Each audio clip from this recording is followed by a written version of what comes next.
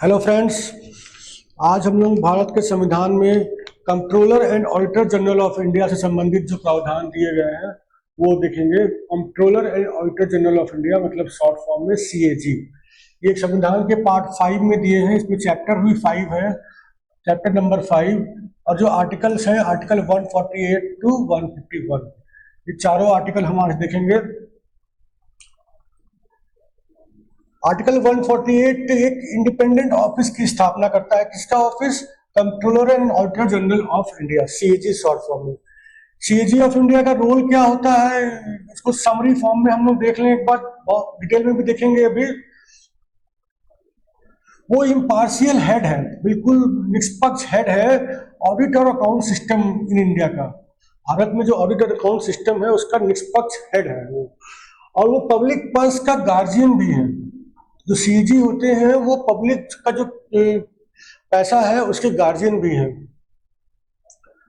और भारत के financial system को पूरा कंट्रोल करते हैं। अब दोनों लेवल पे, सिर्फ सेंटर का नहीं, स्टेट लेवल पर भी करते हैं। स्टेट गवर्नमेंट के फाइनेंशियल सिस्टम को भी कंट्रोल करते हैं। वो रिस्पॉन्सिबल होते हैं कॉन्स्टिट्यूशन के प्रावधानों को अपहोल्ड करने के लिए, और जो लॉज पार्लियामेंट ने बनाए हैं इस संबंध में, फाइनेंशियल एडमिनिस्ट्रेशन के संबंध में, उसको प्रोटेक्ट करने के लिए। जो कॉन्स्टिट्यूशन में फाइनेंशियल एडमिनिस्ट्रेशन के संबंध में प्रावधान है, जो कानून तमाम बने हुए हैं फाइनेंशियल एडमिनिस्ट्रेशन से संबंधित, उनको प्रोटेक्ट करने के लिए वो रिस्पॉन्सिबल है।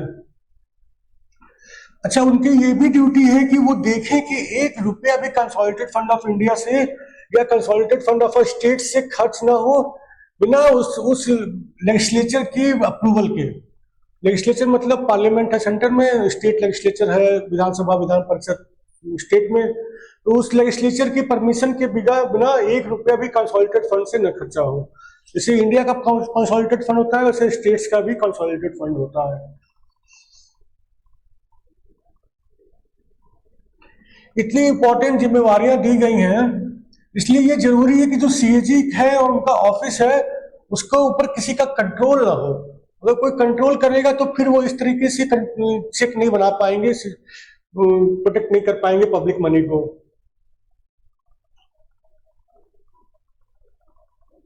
अच्छा चलिए, अब आर्टिकल 148 देखते हैं, जो कंट्रोलर और ऑडिटर जनरल ऑफ इंडिया के संबंध में प्रावधान सारे बनाया है। सीजी का अपॉइंटमेंट कौन करते हैं? प्रेसिडेंट करते हैं। वो एक ऑर्डर इशू करेंगे, अपनी दस्तखत करेंगे और मोहर लगेगी, उस ऑर्डर से सीएजी का अपॉइंटमेंट होगा। सीएजी का रिमूवल करना है उनके ऑफिस से, तो जैसे एक जज का रिमूवल होता है सुप्रीम कोर्ट के जज का, ठीक वैसे ही उनका रिमूवल होगा। पार्लियामेंट में एक एड्रेस जाएगा, दोनों पार्लियामेंट से पास होना चाहिए, उसके बाद प्रेसिडेंट की अप्रूवल होगी, उसके बाद वो रिमूव होंगे। पार्लियामेंट से पास कैसे होगा? तो जैसे सुप्रीम कोर्ट के जज का होता है इम्पीचमेंट, वैसे ही जो टोटल सदस्यों की संख्या है उस सदन की, उसके आधे से ज्यादा लोग वोट करें रिमूवल के फेवर में, और जो लोग वोट कर रहे हैं उसमें बैठ के विधानसभा में, सॉरी पार्लियामेंट में, लोकसभा में या राज्यसभा में, उसमें से कम 2/3 लोग रिमूव करने के फेवर में वोट करें। किस लिए रिमूवल हो सकता है? केवल इसी ग्राउंड पे प्रूव्ड मिसबिहेवियर और इनकैपेसिटी, जैसे सुप्रीम कोर्ट के जज का होता था वैसे ही इनका भी उसी ग्राउंड पे होगा और किसी अन्य ग्राउंड पे नहीं होगा। वो ओथ भी लेंगे, अपनी ऑफिस में एंटर करने से पहले ओथ लेंगे और दस्तखत भी करेंगे ओथ के ऊपर। ओथ दिलाएंगे president of India.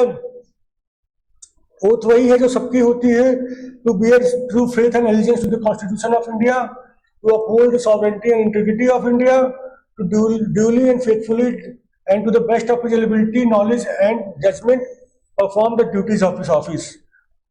Perform the duties of his office without fear or favor, attention or ill will, to uphold the constitution and the laws. Salary और अदर कंडीशंस हैं जो सीएजी के ऑफिस की, उनकी service की, तो parliament को power दे दी गई है वो डिटरमाइन करे सैलरी और अदर कंडीशंस ऑफ सर्विस क्या होंगी सीएजी का। इसी पावर को यूज करके पार्लियामेंट ने एक लॉ बनाया है, controller and auditor generals condition of service act 1971। इस लॉ के कुछ प्रावधान हम लोग देख लेते हैं। टर्म इस लॉ में लिखा है, टर्म क्या होगा, 6 साल होगा सीएजी का, या फिर उनकी एज 65 साल हो जाए, जो भी पहले हो जाए तब उनका रिटायरमेंट हो जाएगा। रेजिग्नेशन अलाउड है, वो किसी भी समय रिजाइन कर सकते हैं अपने ऑफिस से, वो अपने दस्तखत से और प्रेसिडेंट को संबोधित करके अपना रेजिग्नेशन भेज सकते हैं। सैलरी क्या होगी, सुप्रीम कोर्ट की जज के बराबर होगी उनकी सैलरी। और पेंशन सीएजी को रिटायर होने पर एनुअल पेंशन मिलेगी। अच्छा, सीएजी के अपॉइंटमेंट के बाद उसकी उनकी जो भी सुविधाएं हैं, उनकी leave of absence, pension, age of retirement, ये सब उनके डिसएडवांटेज में वेरी नहीं किया जा सकता, उसको कम नहीं किया जा सकता। जो एक बार उनके अपॉइंटमेंट के समय था वैसे ही रहेगा, या उसमें बढ़ोतरी हो सकती है, उसको कम नहीं किया जा सकता। और सैलरी वैलरी भी उनकी कम नहीं हो सकती। रिटायरमेंट के बाद सीएजी कोई और ऑफिस होल्ड नहीं करेंगे, चाहे सेंट्रल गवर्नमेंट के अंडर में या स्टेट गवर्नमेंट के अंदर में, ये बाध्यता है।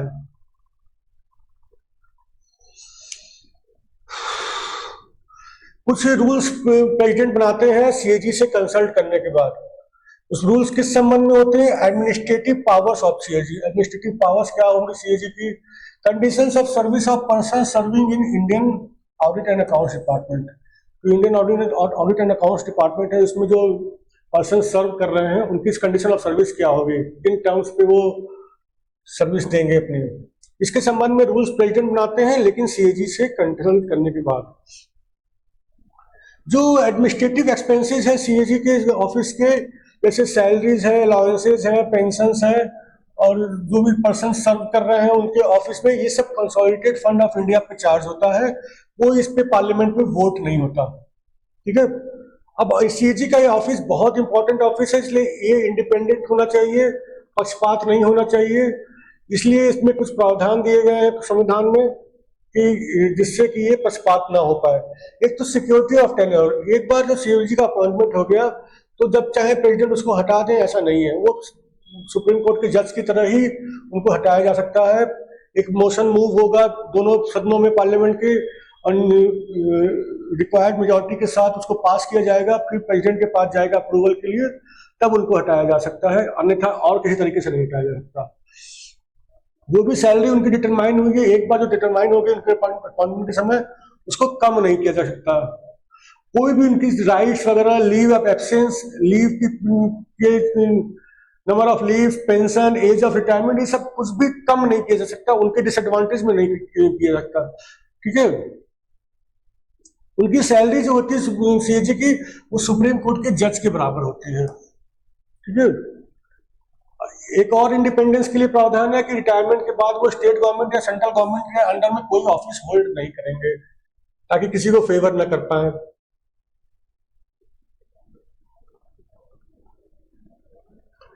एक और प्रावधान है, the conditions of service of persons working in Indian audit and accounts department and administrative powers of CAG. अभी देखा था हमने, जो एडमिनिस्ट्रेटिव पावर्स है सीएजी की, जो Indian audit and accounts department में जो पर्संस काम कर रहे हैं उनकी सर्विस कंडीशंस क्या हैं, ये सब प्रेसिडेंट डिटरमाइन करते हैं, लेकिन सीएजी से कंसल्ट करने के बाद ही करते हैं।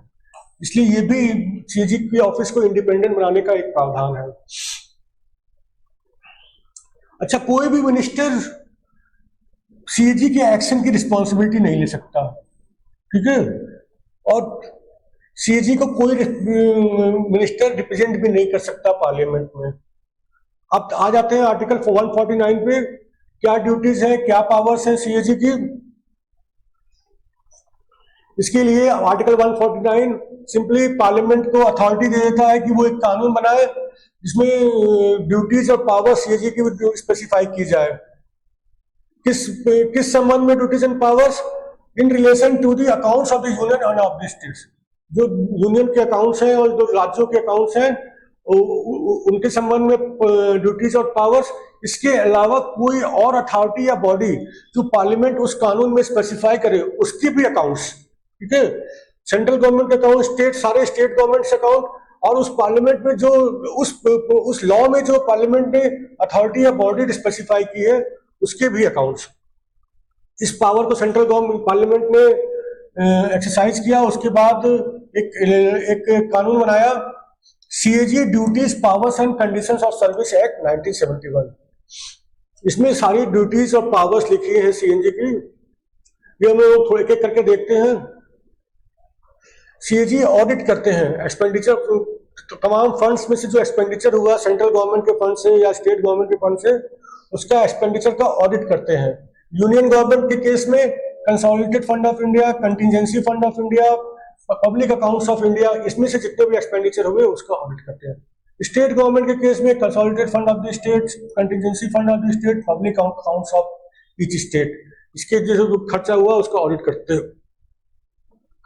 कुछ यूनियन टेरिटरीज हैं जिनके पास अपनी लेजिस्लेटिव असेंबली भी है, दिल्ली है, पुडुचेरी है, जम्मू कश्मीर है। इसमें कंसोलिडेटेड फंड होता है इनका यूनियन टेरिटरी का, ठीक है, उन पर्टिकुलर यूनियन टेरिटरीज का ही केवल, उसका भी ऑडिट करते हैं जो भी एक्सपेंडिचर हुआ उससे। किसी भी डिपार्टमेंट द्वारा जो फाइनेंशियल स्टेटमेंट्स रखे गए हैं उनका भी ऑडिट करते हैं, जैसे trading account, manufacturing account, profit and loss account, balance sheet and other subsidiary accounts kept by any department of the central government. जो इस टाइप के अकाउंट्स रखे गए हैं किसी डिपार्टमेंट के द्वारा सेंट्रल गवर्नमेंट के, उसका अकाउंट का ऑडिट करते हैं।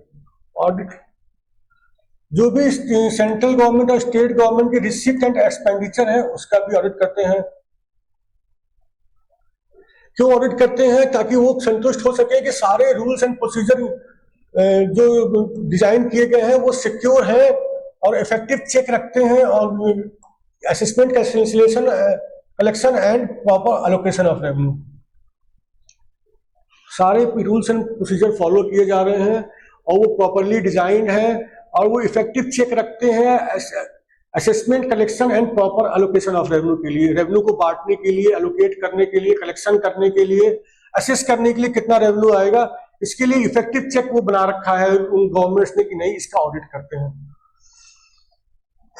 अच्छा, कुछ जो बॉडीज होती हैं जो सब्सटेंशियली फाइनेंस्ड बाय गवर्नमेंट है, उनके भी रिसीट और एक्सपेंडिचर को वो ऑडिट करते हैं। कौन सी बॉडीज है? All bodies and authorities substantially financed from the central और स्टेट रेवेन्यू। सेंट्रल या स्टेट रेवेन्यू से ही फाइनेंस किया गया सब्सटेंशियली, मतलब 50% से ज्यादा फाइनेंस सेंट्रल गवर्नमेंट या स्टेट गवर्नमेंट कर रही है उस संस्था का, तो उसका ऑडिट करेंगे। जो भी गवर्नमेंट कंपनीज हैं उनका रिसीट एंड एक्सपेंडिचर ऑडिट करेंगे। दूसरे कॉर्पोरेशन और बॉडीज, अगर किसी लॉ में लिखा है कि इसका फला कॉर्पोरेशन या बॉडी का ऑडिट सीएजी करेंगे, तो भी उसका ऑडिट सीएजी करेंगे। अच्छा, कभी प्रेसिडेंट या गवर्नर की रिक्वेस्ट पे सीएजी भी ऑडिट कर सकते हैं, तो किसी और अथॉरिटी का भी, किसी और अथॉरिटी के अकाउंट्स का भी ऑडिट कर सकते हैं, जैसे कि audit of local bodies etcetera. Local bodies का ऑडिट भी वो कर सकते हैं अगर प्रेसिडेंट या गवर्नर इसकी रिक्वेस्ट भेजे सीएजी के पास। तो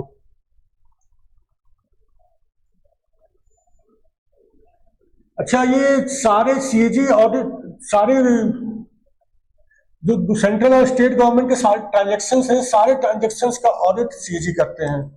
all transactions of the central and state governments related to डेप्ट sinking funds, deposits, advances, suspense accounts और रेमिटेंस बिजनेस, इसके संबंध में जितने भी ट्रांजैक्शन है सबका ऑडिट सीएजी करते हैं। उसके अलावा वो ऑडिट और क्या करते हैं? रिसीट्स, स्टॉक अकाउंट्स और दूसरे अकाउंट्स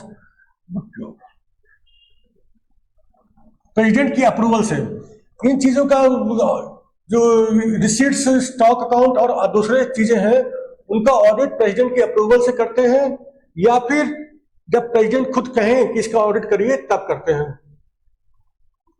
अच्छा, जो सीएजी है पब्लिक अकाउंट्स कमेटी के गाइड भी है। CAG acts as a friend, philosopher and guide to the public accounts committee of the parliament. Parliament में एक पब्लिक अकाउंट्स कमेटी है, उसका गाइड के रूप में भी काम करते हैं। ठीक है। अच्छा, अब देखते हैं कि सीएजी का रोल क्या है अकाउंट्स के कंपाइलेशन में। यूनियन और स्टेट के अकाउंट्स जो है उसके कंपाइलेशन के संबंध में सीएजी का रोल क्या है। 1976 में एक अमेंडमेंट लाया गया था, वो इसी लॉ का CAG duties powers and conditions of service act 1971। 1976 में ये एक अमेंडमेंट लाया गया था इस एक्ट में। उस समय एक्ट में उनको अकाउंट्स कंपाइल करने, सेंट्रल गवर्नमेंट के अकाउंट्स कंपाइल करने से छूट दे दी गई थी। अब ये काम सीएजी का नहीं है कि वो सेंट्रल गवर्नमेंट के अकाउंट्स कंपाइल करें। उसी तरह स्टेट गवर्नमेंट्स की है। इसी अमेंडमेंट एक्ट ने ये स्टेट गवर्नमेंट्स को पावर दी थी कि वो अपने आप ही ऐसे कानून पारित करें प्रेसिडेंट से अप्रूवल लेकर के, और कि अकाउंट्स और ऑडिट को अलग अलग कर दें, और सीएजी को अकाउंट्स कंपाइल करने की ड्यूटी से छोड़ दें। अकाउंट्स कंपाइल करना सीएजी की ड्यूटी नहीं होगी। जिन जिन स्टेट गवर्नमेंट्स ने ये किया है वहां पे सीएजी का ड्यूटी अकाउंट्स कंपाइल करना नहीं है। अच्छा, सीएजी का एक काम और भी है कि वो प्रेसिडेंट को एडवाइस देते हैं कि जो सेंट्रल गवर्नमेंट और स्टेट गवर्नमेंट है उनके जो अकाउंट्स हैं वो किस फॉर्मेट में रखे जाएं। ये आर्टिकल 150 में लिखा है, ठीक है। अच्छा, अब ऑडिट रिपोर्ट देख लेते हैं आर्टिकल 151 में। जो ऑडिट रिपोर्ट होती है सीएजी की, वो सब प्रेसिडेंट को सबमिट करते हैं, और प्रेसिडेंट उसको पार्लियामेंट के समक्ष रखवाते हैं, और उसके बाद पब्लिक अकाउंट्स कमेटी उसका एग्जामिनेशन करती है, ठीक है। और उसके बाद अपनी पब्लिक अकाउंट्स कमेटी उस अपनी रिपोर्ट जो होती है उसके संबंध में पार्लियामेंट को दे देती है। अच्छा, इसी तरीके से जो सीएजी की रिपोर्ट है किसी पर्टिकुलर राज्य के संबंध में, वो गवर्नर को देते हैं, वो स्टेट लेजिस्लेचर के सामने रखवाते हैं उस रिपोर्ट को, और सिमिलर प्रोसेस होता है। अच्छा, गवर्नर कैसी रिपोर्ट होती है जो प्रेसिडेंट को दी जाती है? जो प्रेसिडेंट को रिपोर्ट दी जाती है ऑडिट रिपोर्ट, वो 3 तरह की होती है। Audit report on appropriation accounts, audit report on finance accounts, audit report on public undertaking. Public undertaking तो इजी है, जो पब्लिक कंपनीज हैं, गवर्नमेंट कंपनीज हैं, उनकी ऑडिट रिपोर्ट। अप्रोप्रिएशन अकाउंट और फाइनेंस अकाउंट देख लेते हैं। अप्रोप्रिएशन अकाउंट्स का मतलब होता है, appropriation account compares the actual expenditure with the expenditure sanctioned by the parliament through appropriation act. Appropriation act के पास करके पार्लियामेंट कुछ खर्चा करने की परमिशन देती है सेंट्रल गवर्नमेंट को, तो उसमें वो अमाउंट स्पेसिफाइड होता है। तो ये सीएजी चेक करते हैं कि एक्चुअल जो खर्चा हुआ है वो क्या उससे ज्यादा हो गया है, तो वो अमाउंट्स का कंपैरिजन करते हैं, जितना पार्लियामेंट ने परमिशन दिया पैसा खर्च करने का उससे ज्यादा तो नहीं खर्च हुआ है, वो उसके ऊपर एक ऑडिट रिपोर्ट बनाते हैं, उसको कहते हैं audit report on appropriation account. इसी तरीके से एक दूसरी ऑडिट रिपोर्ट है, audit report on finance accounts. Finance account shows the annual receipts and disbursements of the union government. जो यूनियन सेंट्रल गवर्नमेंट की जो एनुअल रिसीट्स है और एक्सपेंडिचर है, जो डिसबर्समेंट किया गया है, उसके संबंध में एक ऑडिट रिपोर्ट होती है, उसको बोलते हैं audit report on finance accounts. Thank you friends.